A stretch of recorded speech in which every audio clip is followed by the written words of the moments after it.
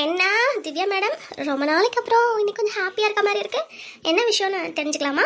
ஆ ஏய் ரோஸ்லின், அப்பெல்லாம் ஒன்றும் இல்லடி, நான் எப்பயும் போல தான் இருக்கேன். ஓ அப்படியா? அப்படி ஒன்றும் எனக்கு தெரியலையடி. இவ்வளோ நாள் எப்பயுமே சோகமாகவே இருப்ப, ஏதாவது பேசுனா கூட கவனிக்கவே மாட்டேன். ஆனால் இன்னைக்கு கொஞ்சம் முகம் பிரகாசமாக இருக்கே, ஏதோ ஒளி வட்டம் தெரியுதே. என்ன விஷயம்? எனக்கும் சொல்லலாம்ல. ஏய் போடி, சும்மா கேட்டுக்கிட்டே இருக்கா. அதெல்லாம் ஒன்றும் இல்லைன்னு சொல்கிறேன்ல, வீடு. ஐயோ திவ்யா, வெக்கப்படுறியா? ஏய் உனக்கு வெக்கலாம் பட தெரியுமா? என்னடி இது, என்ன நடக்குதுங்க? என்கிட்ட உன்னோட பெஸ்ட் ஃப்ரெண்டுனா என்கிட்ட நீ மறைக்க முடியாது. எனக்கு எல்லா விஷயமும் தெரியும். இனிமேலும் மறைக்காத. என்ன தெரியும், என்ன தெரியும் உனக்கு? என்கிட்ட சக்தி எல்லா விஷயத்தையும் சொல்லிட்டாரு. நீ எதுக்காக சந்தோஷமா இருக்கன்னு கூட எனக்கு தெரியும். சரியா? நீ என்கிட்ட மறைக்க வேணும்னு அவசியம் இல்லை. நான் யார்கிட்டயும் எதுவும் சொல்ல மாட்டேன். நீ என்னை முழுசாக நம்பலாம், ஏன்னா நான் உன் க்ளோஸ் ஃப்ரெண்டடி. என்கிட்ட எதுக்கு நீ மறைக்கிற? எனக்கு தான் உன்னை பற்றி எல்லாமே தெரியுமே, அப்புறம் இருந்தால் என்கிட்ட ஏன் மறைக்கிற? சக்தி உன்னோட சைல்ட்ஹுட் ஃப்ரெண்டுங்கிறது எனக்கு நல்லாவே தெரியும். அது மட்டும் இல்லை, இன்னும் நிறைய விஷயம் கூட எனக்கு தெரியும். இன்னும் நிறைய விஷயம் தெரியுமா? அவரு சொல்ல மாட்டேன்னு தானே சொன்னாரு, எல்லாத்தையும் அதுக்குள்ள சொல்லிட்டாரா? அவனை சக்தி, ச்சே, இப்போ இவ என்ன நினைப்பா என்னை பத்தி? ஐயோ, என்ன தெரியும் ரோஸ்லின்? என்ன சொன்னார் அவர் உன்கிட்ட? என்ன சொன்னேன்னு தெரிஞ்சுக்கணுமா திவ்யா? அது வந்து சக்தி, ஒன்றும் இல்லை, நாங்கள் சும்மா தான் பேசிகிட்டு இருந்தோம். ஓ அப்படியா? என்கிட்டயே போய் சொல்ற பத்தியடி. உனக்கும் என்ன பிடிச்சிருக்கு, ஆனா வெளியே சொல்ல மாட்டேன்ற. இருக்கட்டும் இருக்கட்டும். உன்ன சரி, ஆல்ரெடி ஒரு கிறுக்குங்கிட்ட மாட்டிக்கிட்டு திவ்யா ரொம்ப கஷ்டப்பட்டுட்டா. அதுக்குள்ள நானும் அவளை ஃபோர்ஸ் பண்ணக்கூடாது. அவளுக்கான டைம் கொஞ்சம் கொடுக்கணும். ஸோ இப்போதைக்கு நான் அமைதியாக தான் இருந்தாகணும். ஓ, சும்மா பேசிட்டு இருந்தீங்களா? நீங்க பேசிட்டு இருக்கும் போதே நான் வந்துட்டேன். நான் ஒன்றும் எவர் ஸ்டாப்லாம் பண்ணலப்பா. என் காதில் எதர்ச்சியா விழுந்துச்சு. என் ஆஃபீஸ் ரூமுக்கு போகும்போது நீங்க பேசிட்டு இருந்தீங்க. ஆஃபீஸுக்கும் சீக்கிரமாவே வந்துட்டீங்க போல இருக்கே. இன்னும் யாருமே வரல, என்னவோ பேசிட்டு இருக்கீங்கன்னு கேட்டேன், அவ்வளோதான். அப்புறம் சக்தின்னு என்னோட பேரு கூட அடிபட்டுச்சு. அதனால தான் கேட்டேன் என்ன விஷயம்னு. ம், என்ன பேசிட்டு இருந்தீங்க? அதுவா சக்தி, நேற்று நீங்கள் என்கிட்ட கால் பண்ணி சொன்ன விஷயத்தை எல்லாத்தையும் உங்ககிட்ட கேட்டுட்டு இருந்தேன், வேற ஒன்றும் இல்லை. அப்புறம் அவர் டிஎல், அவர் இன்னமும் போஸ்டில் தான் இருக்காரா, இல்லை அவரை ரிசைன் பண்ணிட்டாரா? எப்படி ரோஸ்லின் அவனை நான் இங்கே விடுவேன்னு நீங்கள் நினைக்கிற?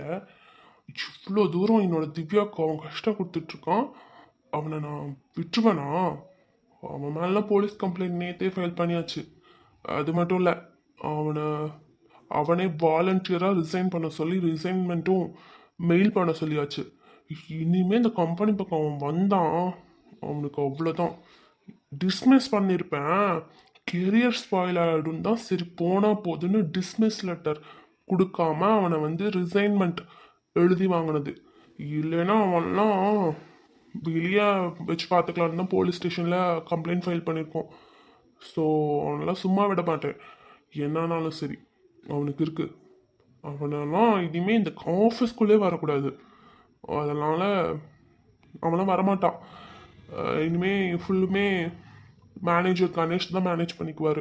நீங்கள் அவர்கிட்டயே ரிப்போர்ட் பண்ணிக்கோங்க. ஆஃபீஸில் இந்த விஷயம் யாருக்கும் தெரியாது. ஸோ அது தெரியாத மாதிரியே மெயின்டைன் பண்ணிக்கிறது நல்லது. அவன் இந்த மாதிரி ப்ராப்ளத்தினால தான் வெளியே போயிருக்கான்னு சொல்லிட்டு அவனா சொன்னால் தெரியட்டும், இல்லைன்னா நீங்களாம் எதுவும் சொல்ல வேண்டாம். ஏன்னா ஆஃபீஸில் ஏதாவது காசிப்ஸ் பேசுவாங்க, அதனால திவ்யாவுக்கு தான் கஷ்டமாக இருக்கும். சரியா? அப்புறம் திவ்யா கூடயே இருந்து பார்த்துக்கோ ரோஸ்லின் கொஞ்சம். அவள் ரொம்பவே அப்செட் ஆயிருக்கா.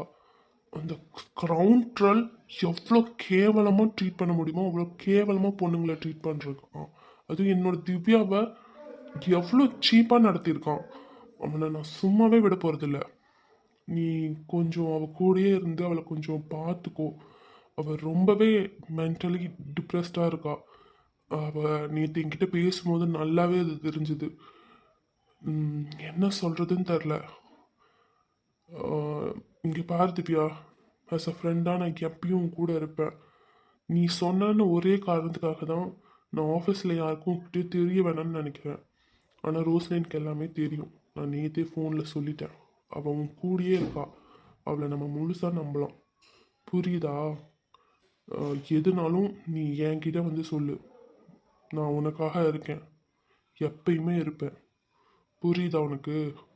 நீ என்னை லவ்வராக ஏற்றுக்கலைனாலும் பரவாயில்ல.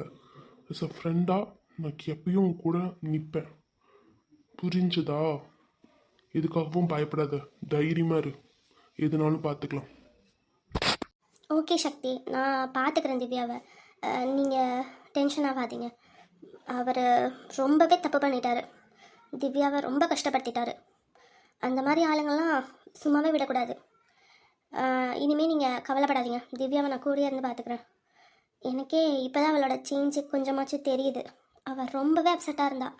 இப்போ தான் அவள் கொஞ்சம் காலையில் தான் அதுவும் கொஞ்சம் நல்லா சிரித்து நார்மலாக இருந்ததே நான் பார்த்தேன். ரொம்பவே டிஸ்டர்ப்டாக தனியாகவே இருப்பாள். எனக்கே ரொம்ப பார்க்குறதுக்கே கஷ்டமாக இருக்கும். இப்போ தான் என்னோடய திவ்யா நார்மலாக இருக்க மாதிரி எனக்கு ஃபீல் ஆகுது. அவள் போல்டான திவ்யா. அதனால் பயப்பட வேணாம். நான் அவளை கூட இருந்து பார்த்துக்கிறேன். நீங்கள் எதுக்கும் கவலைப்படாதீங்க சக்தி. சரி, ஓகே. எனக்கு கொஞ்சம் மீட்டிங் இருக்குது. நான் போய் ஒர்க் பார்க்குறேன். நீங்களும் லாகின் பண்ணிட்டு ஒர்க் பண்ணுங்கள். சீக்கிரமாக வந்துட்டீங்கள்ல, ஸோ ஈவினிங் எப்படினாலும் சீக்கிரமாக லாக் அவுட் பண்ணிடலாம். No issues. அப்புறம் ஈவினிங் போகிறதுக்கு முன்னாடி என்கிட்ட ஒரு வார்த்தை சொல்லுங்கள். நான் முடிஞ்சால் நானே கூட ட்ராப் பண்ணுறேன். சரியா? எதுனாலும் பார்த்துக்கலாம் திவ்யா. நீ தைரியமாக இரு. எனக்கு இப்போ மீட்டிங் இருக்குது. நான் போயிட்டு வரேன். ஹலோ டே ராம், எனக்கு கொஞ்சம் பணம் வேணும். கொஞ்சம் அனுப்பிச்சி விட்றியா? நான் சேலரி வந்தோடனே தந்துடுறேன். சேலரி வந்தோடனே தரியா? ஆ, ஆல்ரெடி சேலரி தான் வந்திருக்கு மேடம் அந்த மந்த்துக்கு. இப்போ வந்து கேட்டுட்டு இருக்க? என்ன விஷயம்? எதுக்கு கேட்குற? டேய் அண்ணா, கேட்டா குடு. அதை விட்டுட்டு தேவையில்லாம எதுக்கு என்னன்னு ஆராய்ச்சி பண்ணிட்டு இருக்காத. உன்கிட்ட இருக்கா இல்லையா? எனக்கு தேவைப்படுது. குடு. நான் வேலையிலேருந்து நின்றுட்டேன்.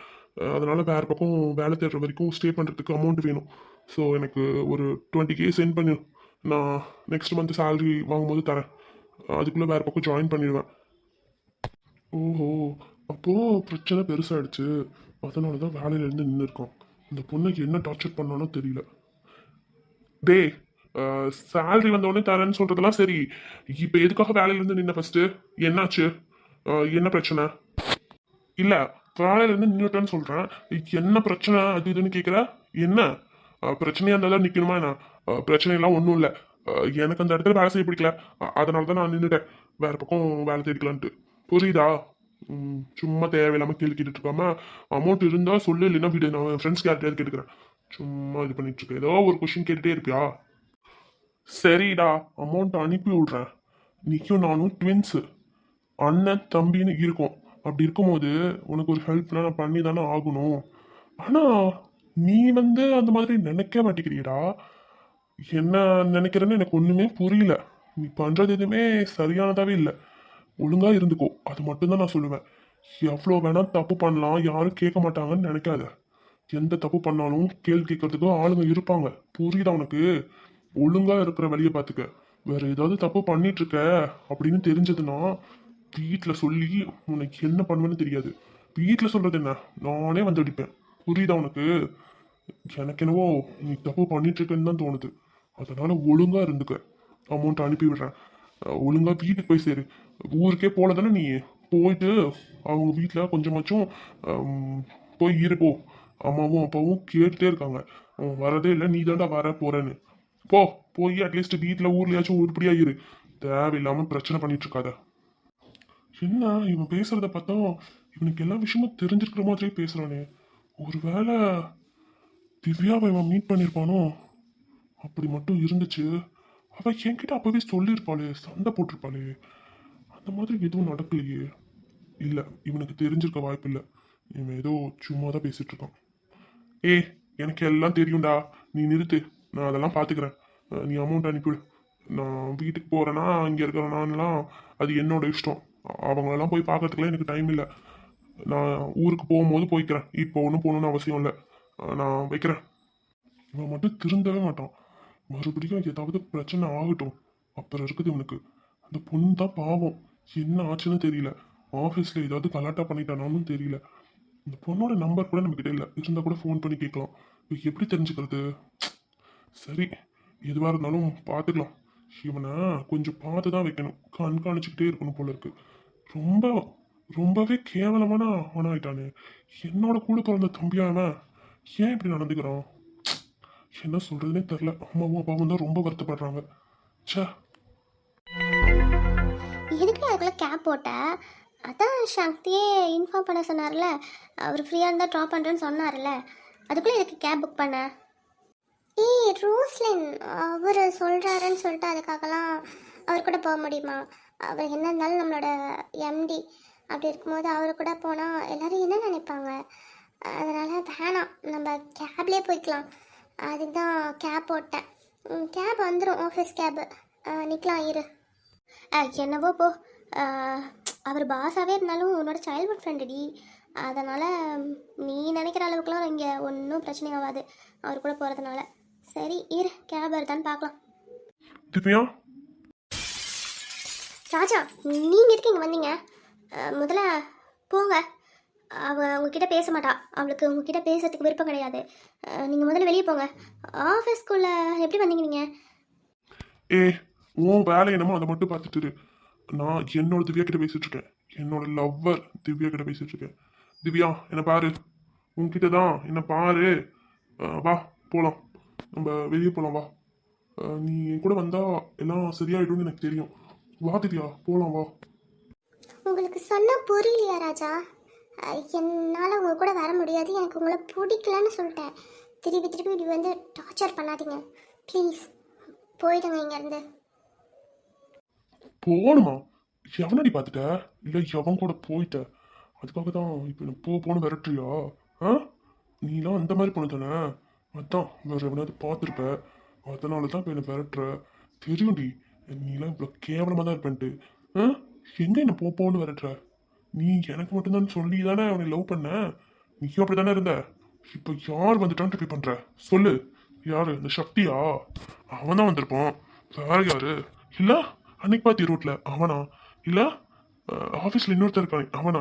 யாருன்னு சொல்லு. இல்ல எல்லாருமே வா. போகணுமா? பொறுக்கி நான் என்னடி பார்த்துட்ட? எங்க வந்து என்ன பேசிட்டு இருக்க? இது பாவனாடிலாம் பொத்தலையா? நீ நவருத்தியா? அந்த மாதிரி பொண்ணு என்ன பண்றேன்னு மட்டும் பாரு. வேற எவனாவது பார்த்துருப்ப. அதனால தான் இப்போ என்ன விரட்டுற. தெரியும்டி, நீலாம் இவ்வளோ கேவலமாக தான் இருப்பேன்ட்டு. எங்க என்ன போன்னு விரட்டுற? நீ எனக்கு மட்டும்தான் சொல்லி தானே அவனை லவ் பண்ண. நீயும் அப்படி தானே இருந்த. இப்போ யார் வந்துட்டான்ட்டு இப்படி பண்ற? சொல்லு. யாரு? இந்த சக்தியா? அவன் தான் வந்திருப்பான். வேற யாரு? இல்ல அன்னைக்கு பாத்தி ரோட்ல அவனா? இல்ல ஆபீஸ்ல இன்னொருத்தர் இருக்கானே அவனா? யாருன்னு சொல்லு. இல்ல எல்லாருமே வா. எதுவும் பண்ண வேணாம் சக்தி, ஒரு நிமிஷம் அமைதியாக இருங்க. நானே இவன்கிட்ட பேசிக்கிறேன். என்னடா சொன்ன? என்ன சொன்ன? நான் யார் கூடயோ போயிட்டேன்னு சொல்கிறேன். ஆமாடா போயிட்டேன். இப்போ என்னன்னு பண்ணுவேன்? உன்னால் என்ன பிடுங்க முடியும் சொல்லு. அது ஏன் இஷ்டம்டா. நான் யார் கூட வேணாலும் போவேன், யார் கூட வேணாலும் போகாமல் கூட இருப்பேன். அது என்னோட இஷ்டம். நீ யார் அதை கேட்கறதுக்கு? உனக்கு எந்த உரிமையும் கிடையாது, எந்த டேஷ் உரிமையும் கிடையாது. புரியுதா உனக்கு? என்ன சொன்ன? நான் எல்லாரோடையும் பழகிட்டு இருக்கேன் அப்படி தானே? நீ சொல்ல வர்றது அப்படி தானே இருக்கு? ஆமாடா, நான் இப்போ சொல்கிறேன். நான் சக்தியை லவ் பண்ணுறேன். புரியுதா உனக்கு? நானும் சக்தியும் லவ் பண்ணுறோம். இப்போ உன்னால் என்ன பண்ண முடியுமோ பண்ணிக்கோ. படா. திரும்பி திரும்பி மென்டல் மாதிரி வந்துட்டு இருந்த உனக்கு அவ்வளோதான் மரியாதை. நான் யாரை வேணால் லவ் பண்ணுவேன்டா. அதை கேட்கறதுக்கு நீ யாரு? உன்னை நான் லவ் பண்ணுறேன்னு சொன்னேன் நான் ஃபஸ்ட்டு.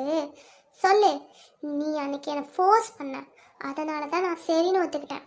அதுக்கப்புறமும் நீ என்னென்ன பேச்சு பேசின. இப்போ வரைக்கும் ஒரு துளி அளவு கூட உனக்கு என் மேலே ட்ரஸ்ட்டு கிடையாது.